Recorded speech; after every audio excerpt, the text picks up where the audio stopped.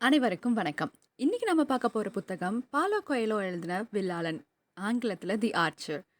இந்த புத்தகத்துல ஆத்தர் தன்னை ஒரு வில்வித்தையாளரா பாவிச்சு, ஒரு சிறந்த வில்வித்தையாளர் ஒரு சிறுவனுக்கு தன்னோட வில்வித்தைய கற்றுக் கொடுக்கிறாரு. அவர் அந்த சிறுவனுக்கு சொல்லித்தர விஷயங்கள் மூலியமா வில்வித்தை மட்டும் இல்ல, நம்ம வாழ்க்கைய கத்துக்க முடியுது.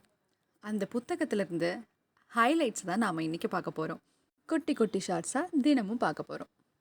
இந்த புத்தகத்தோட இண்டெக்ஸ் பேஜ் ஓப்பன் பண்ணுறதுக்கு முன்னாடியே கொடுக்கப்பட்டிருக்க ஒரு பொன்மொழின்னு சொல்லலாம். அது ரொம்ப அருமையாக இருக்குது.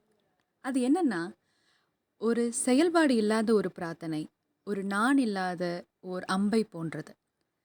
ஒரு பிரார்த்தனை இல்லாத ஒரு செயல்பாடு, ஓர் அம்பு இல்லாத ஒரு நாணை போன்றது. அப்படிங்கிற வார்த்தை தான். இங்கே பிரார்த்தனை அப்படிங்கிறத நம்ம எப்படி வேணால் எடுத்துக்கலாம். அது ஒவ்வொருத்தங்களோட தனிப்பட்ட விருப்பு வெறுப்பு பொறுத்தது. அது நம்மளோட ஸ்பிரிச்சுவல் பிலீஃபாக இருக்கலாம், இல்லை செல்ஃப் கான்ஃபிடென்ஸாக இருக்கலாம், நம்ம ஒரு செயல் மேலே கொண்டிருக்க ஈடுபாடாக இருக்கலாம். ஆனால் இந்த வார்த்தைகள் ரொம்ப அருமையாக இருக்குது. அது கண்டிப்பாக உங்களுக்கும் பிடிக்கும்னு நினச்சேன். அதுதான் இன்றைக்கி உங்ககிட்ட ஷேர் பண்ணியிருக்கேன். இந்த மாதிரி தினமும் குட்டி குட்டியாக சிறந்த புத்தகங்களில் இருக்க ஹைலைட்ஸை இனி வரும் காலங்களில் ஷார்ட்ஸாக பார்க்கலாம்.